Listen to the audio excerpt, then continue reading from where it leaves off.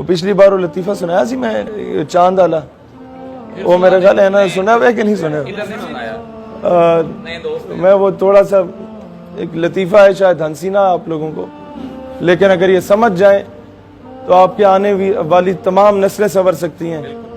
کہ چاند پہ ایک اسپیس شپ جا رہی تھی، اس میں 7-8 سائنسدان تھے اور ایک گریٹ نام کا کتا بھی موجود تھا بیچ میں. تو پوری دنیا میں جب یہ خبر پھیلی کہ جناب سائنسدان چاند پہ جا رہے ہیں اور ایک کتا بھی ساتھ لے کے جا رہے ہیں، تو لوگوں نے کہا یہ تو دنیا بڑی ترقی کر گئی ہے، سائنس ترقی کر گئی ہے. لوگوں نے ڈھول پیٹے، جشن منائے. یہ لئیے بکر کا ایک بابا تھا، ان پڑھ سا بیچارہ، وہ کہتا ہے اللہ کرے غرق ہو جائے، تباہ ہو جائے، چاند تے نہ پہنچے. لوگوں نے کہا بابا جی وہ سپیس شپ تو ہڈی ہے. وہ کہا نہیں. اچھا اسے جڑے سائنسدان جا رہے ہیں وہ تو ہڈے نے؟ کہتے نہیں. اسے جڑا فیول ہے وہ تو ہڈا ہے؟ کہتے نہیں. اسے جڑا گریٹ نامی کتا جا رہے وہ تو ہڈا ہے؟ کہتے نہیں جی وہ بھی میرا نہیں. بابا جی تینوں مسئلہ کی ہے، کی تکلیف ہے تانوں؟ وہ بابا بڑے کاری دی گل کر گیا، کہندا ہے خدا نہ خواستہ یہ سپیس شپ چاند پہ پہنچ جاتی ہے، زمین سے جا رہی ہے نا، اور 100 مرتبہ خدا نہ خواستہ چاند پہ چاند کی اپنی مخلوق جو ہے وہ پہلے سے موجود ہوتی ہے، استقبال کرنے آئی ہوئی ہوتی ہے. اور پھر کہتا ہے 100 مرتبہ خدا نہ خواستہ اس سپیس شپ سے اگر سائنسدان کی جگہ پہلے کتا باہر آ جاتا ہے تو کہیں چاند کی مخلوق یہ نہ سمجھے کہ زمین کی مخلوق ایسے ہوتی ہے، کیونکہ وہ کتا چاند پہ زمین کی نمائندگی کر رہا تھا. اپنے نمائندے اچھے چنے کہنے کا مطلب یہ ہے، کیونکہ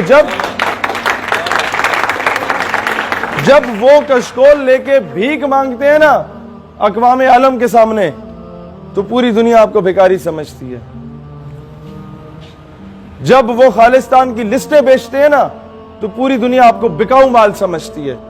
جب وہ قوم کی بیٹیاں بیچتے ہیں نا تو پوری دنیا آپ کو دلال سمجھتی ہے. لیکن جب طیب اردگان جا کے اسرائیل کو آنکھیں دکھاتا ہے نا تو پوری دنیا ترکوں کو غیرت مند قوم سمجھتی ہے.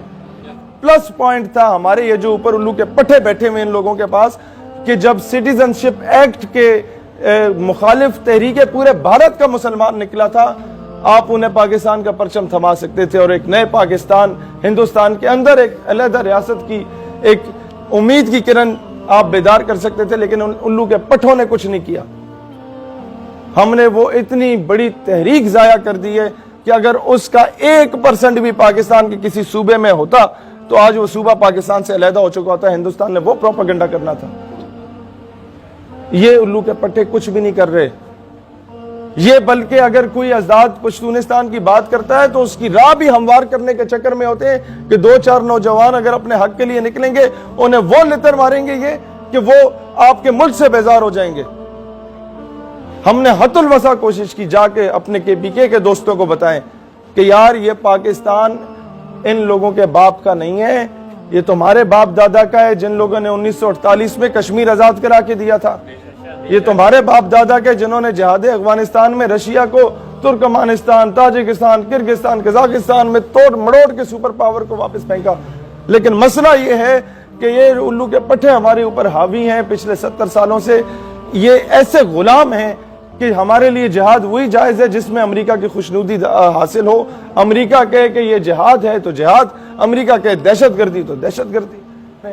جس نے ہمارے عامر چیمہ شہید رحمت اللہ علیہ، انہوں نے جرمنی میں جا کے کوئی پینٹ کوٹ پہن کے ہی مارا تھا نا، شلوار قمیض پہن کے یا پراپر حلیہ بنا کے جاتے تو وہ تو قریب نہ نیڑے نہ لگنے دیتا.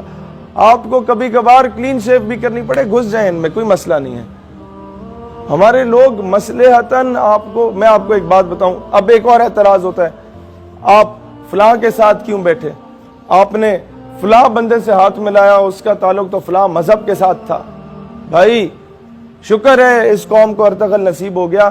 ارطغرل اپنے دشمن سے ہاتھ بھی ملاتا تھا، اگلی ملاقات پہ گلے بھی ملتا تھا، اس سے اگلی ملاقات پہ اسے کھانے پہ دعوت بھی دیتا تھا. پھر ارطغرل اسے اپنی وہ بکریاں بھی بیچتا تھا، قالینیں بھی بیچتا تھا، پھر جا کے گلا بھی کاٹ آتا تھا.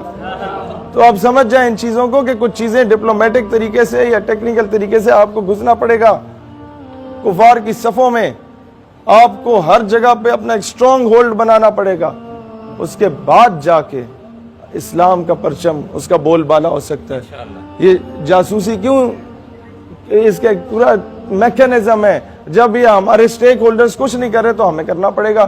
سٹیک ہولڈرز نے تو لسٹیں بیچنی تھی جا کے, سٹیک ہولڈرز نے تو کس طریقے سے کشمیر کو بیچا, سٹیک ہولڈرز نے تو کس طریقے سے مطلب قوم کی بیٹیوں کو بیچا.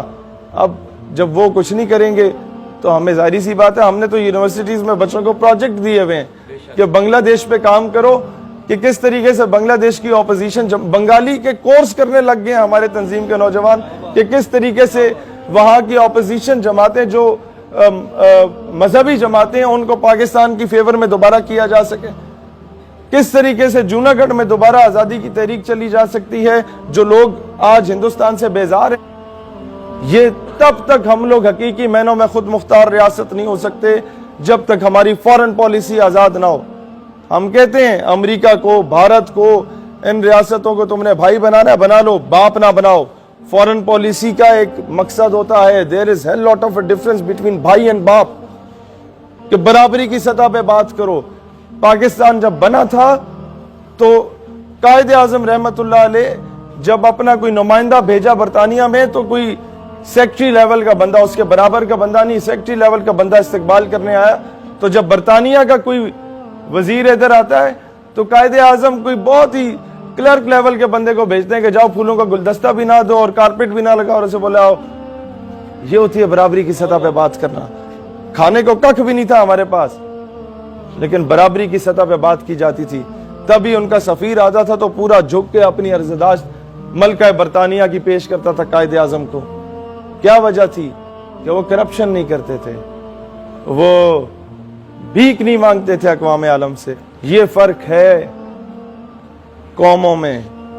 تو دنیا کا امیدوں کا مرکز و محور آپ کا ملک پاکستان تھا. اب وہ امیدوں کا رخ ترکی کی طرف جا رہا ہے. ٹھیک ہے, ہمیں خوشی ہے طیب اردگان اچھا آدمی ہے, لیکن اس سے زیادہ غم اس بات کا ہے کہ کبھی یہ فخر حاصل تھا کہ میرے کارواں ہم ہیں, لٹے پھر قافلے ایسے کہ اترایا نہیں جاتا.